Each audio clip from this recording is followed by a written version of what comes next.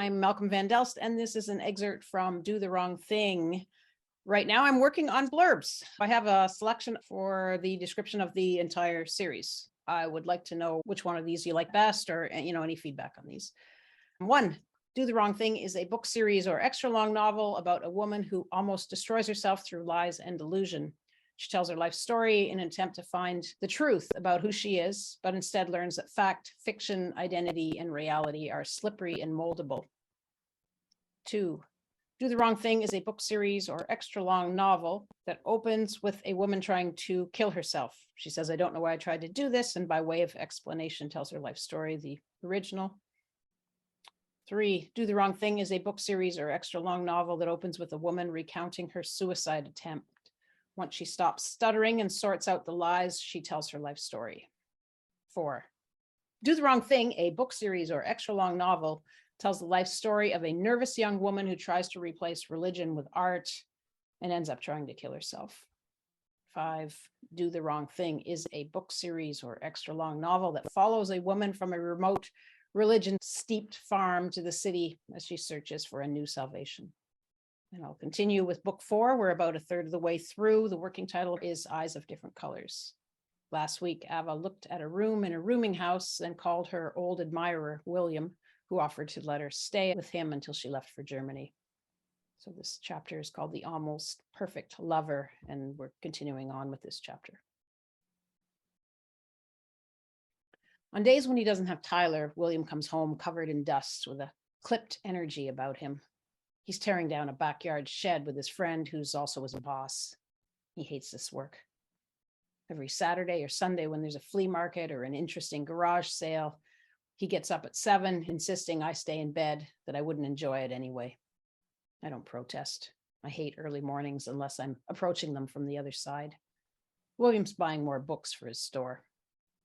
Secretly, I wonder why he's doing this. Used bookstores are not exactly money-making machines, and he wants to specialize in pulp paperbacks with cool covers. It's a nice image, actually. William's long hair falling away from his face as he roots through a table or a box of old books, holding the ones he likes in his long fingers, leafing through and smiling as he scrutinizes the covers and the book's conditions, calculating in his head how much he'd pay for them, stopping to pull his hair behind his ear. In his wrinkled overcoat, beige twill pants, and hiking shoes. Maybe at the Sally Ann's, employees set boxes of books aside for him. Maybe he takes out his notebook and jots down figures or checks a list of authors and books he's specifically looking for. His beautiful hands. Did I say that already? He's really quite attractive, even if he doesn't spend money, time, or concern on fashion. "Oh, I don't know my father," William says softly. We're sitting on the couch. My head's on his shoulder. His arm is around me. Then he sits up, leans forward, puts his elbows on his knees. "He went to jail when I was in high school. You might have heard about it." He lifts a glass of water from the coffee table. I don't know what to say. I'm still dulled by what happened at my parents', the silence ever present everywhere, pain pulsing around its edges, just out of view, purple and blue, everyone frowning, trying not to let it through. "Those soldiers that gang raped a woman?" He takes a sip of water. I raise my head. He turns to look at me, then looks away. "My dad was one of them." I grab my beer from the coffee table. "Your father?" He glances back at me. "It was in the papers, front page news." He smiles. "So the last time I saw him was when I went to visit him 10 years ago at Lantham Pen. He's out now. I don't know where he is." William's eyes are cold and dispassionate as he watches me, his yellow hair hanging down from his face. If I wasn't about to come, I'd stop moving, but I'm so close. And this is what men want, right? To get a girl off, because then they can come. Afterwards, he turns his back to me and goes straight to sleep. I'm shivering, so I curl up behind him, close, but not touching because I can still see his gaze and remember what he told me about his dad yesterday. Tyler is sleeping in William's bed upstairs. We're in the back room off the kitchen, where it will be too cold to sleep in a week or two. Moonlight dusts silver on the boxes upon boxes of crime paperbacks surrounding us, all sides. My breath comes out in a cloud. "I've lived in Release too," William says, "about 3 years before you did." "Oh, wow," I say. "Where?" "Up north and east." I nod. What did you do there? I remember Michelle, Edward, Wally, the nightclubs, the drugs. He laughs sardonically. I worked in a slaughterhouse. Oh, I had to catch cow carcasses. He looks at me and laughs. Whole cow carcasses. They were heavy, even if they were on a hook, and I'd push them across a floor about an inch deep in blood. He shows me with his finger and thumb. It was slippery as fuck. Sometimes I'd fall. Then I'd cut off their legs, tails, and skins. I nod, looking at my beer. We always drink beer in the evenings. William pushes his hair behind his ear. He picks at a scab on his thumb. Not that it mattered if you did fall, he continues. I'd be covered head to toe with blood by the end of my shift anyway. He glances at me, goes back to his thumb. I smelled blood all the time, even when I wasn't at work.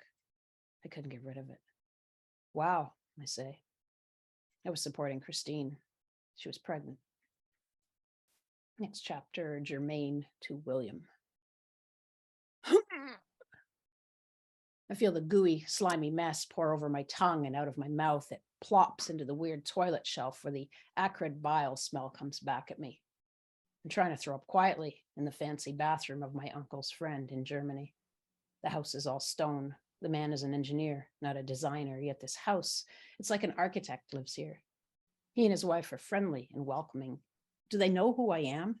That I'm not of their class? Or why do they live in this architectural digest home? How is Uncle Jonas friends with people like this? Have they seen Uncle Jonas in the last 10 years? Do they know he's a poor farmer, poorer than my dad? I walk into their stone house, admiring the stone flower beds and the stone yard out front and the stone walkway. As foreignly beautiful as it is, it's also cold, adamantine. The man smiles and waves when I approach on the street, oblivious to the hard square shapes surrounding him. I pull the chain that hangs down from the toilet tank, which is above the toilet seat. How European. I watch the yogurt, cheese, and bread, much of which has hardly had time to digest, disappear. The smell goes with it. I am not here. I'm not. I miss William. I didn't throw up when I was at his house. I still binge ate. I'd sit in the upstairs bedroom, full to bursting with ice cream and cookies, but I wouldn't retch. What a feeling. Not being propelled to the bathroom by something I couldn't control to vomit. I pretended it wasn't happening. Each time I didn't throw up, I pretended it was an anomaly. Something had broken inside of me. The compulsion had broken, but it could easily mend. I didn't have anything to do with the stopping of puking. It seemed to have done that all on its own, but that meant it could easily start again. The demon, ghost, or whatever it was could put itself back together. Tentatively, I accepted my new puke-free reality, praying not to God or anything, more like a blind entreaty to myself or a whisper, a quiet request, that if there was a God or a universe that responded to such things, they'd feel sorry for me, throw me some crumbs and deliver offhandedly on my ugly, insignificant little ask. Not that I wasn't trying to stop binging and puking, I was. But I always failed, and now it didn't feel like it was me who was succeeding, if it was actually success that was in process. I felt myself fill out. I still ate until I couldn't move, weighed down in my chair while I journaled. It was the first time in 5 years that I could not puke. I had to resign myself to getting fat, or at least putting on weight. I'd tackle the binge eating later. In the meantime, I alternately marveled at and put out of my mind how the need to vomit had disappeared, how 1 second it was there and one after, not. It was magic or sci-fi. I couldn't trust it.